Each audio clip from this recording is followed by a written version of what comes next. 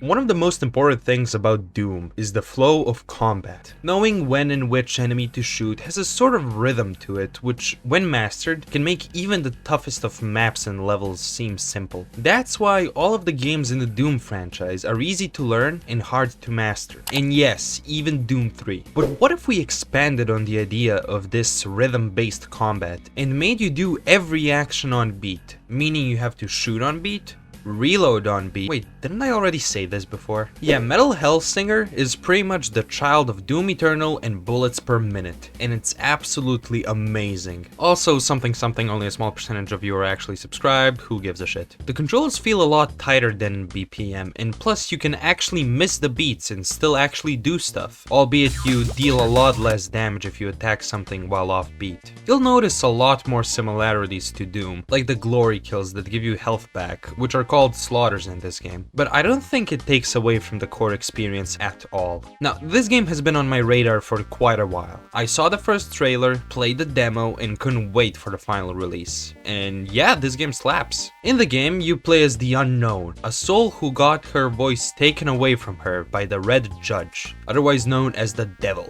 With a capital D. So now you go on a rampage through the hells, so you can get your voice back. You have 6 weapons at your disposal. 2 of them are always with you. Paz the Skull, who also happens to be the narrator of the game, and your sword, which is really good for dealing with these enemies that have a shield. Fuck these guys. Your other 4 weapons include a shotgun, dual pistols, a crossbow that shoots explosive arrows, and 2 crow boomerangs. You can pick whichever 2 of these weapons you want to take to a level along with Paz and your sword, and each weapon has an ultimate ability, which you can use if you consistently attack on beat. For an example, if you use Paz's ultimate ability, he turns your enemies into explosives, so when you shoot them, they, well, explode. The pistols summon a clone of you that acts like a sentry and shoots everything in sight, and the crows make a crow storm circle around you, killing anything that comes closer than 1 meter to you. So if you ever want to play Fiddlesticks from League of Legends in an FPS game, here's your chance! I found myself to be using the pistols the most, because not only do they deal a lot of damage, they also sound really good when paired with the music. So when you're shooting, it's like shit. Surprisingly, I think the shotgun is the least interesting weapon in your arsenal. It doesn't sound all that impactful, and it does almost the same amount of damage as the pistols, except you need to actually get closer to your enemies, so I never found it to be all that useful. After each level, there's 3 additional challenges that award you special perks you can equip for future levels. This game can get really hectic at times, making it so your beat hit streak can vanish very easily, but damn does it feel good when you're in the zone.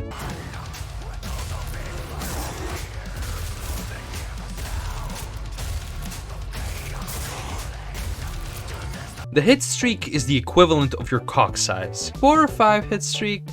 Yeah, it's alright, nothing special. But when you reach a 30-note streak, you're a god amongst men. The enemies are fairly generic. You have your melee enemy that attacks you in groups, your gun enemies, and the big guy enemy. Also, side note, but I really love the design of the marionettes. They have these barely visible strings holding them up, and I don't know, they're just really cool. The bosses, on the other hand, okay, this is one of my only gripes with the game. Every boss, other than the final one, is the exact same enemy with a slightly different skull design and gimmick combined with the ball hurling attacks. For example, this one makes the ground electric, this one has a spinning fire totem in the middle, this one drags you to the middle of the arena, and so on. They're not bad boss fights, especially with the later ones. You actually need a strategy and some time to actually kill them, but they just feel a little bit repetitive. The environments are pretty and are definitely a step up compared to BPM, where you need to wear 5 pairs of glasses at once to actually be able to differentiate the things on your screen. And another step up is the way that the music is implemented into the game. You've probably seen this thing at the top of your screen and thought,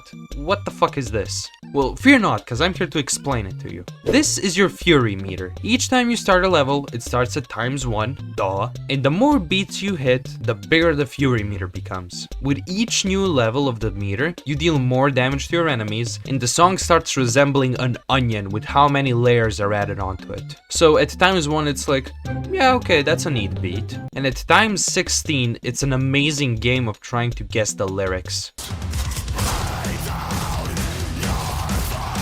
This game isn't that long, but it's a quality over quantity game, for when you wanna just relax and slash enemies with some sick music in the background. It takes what BPM did and perfects upon it, and considering it's not a roguelike game, you never feel worn out from all the shooting in unison with the rhythm thing. It's a really fun time and yeah, go play it. I give this game 9.3 metal screams out of 10. Like and subscribe if you want to, dislike it if you like the royalty-free ukulele song. Follow me on social media, and thank you to all the Patreon supporters. That's it, bye bye!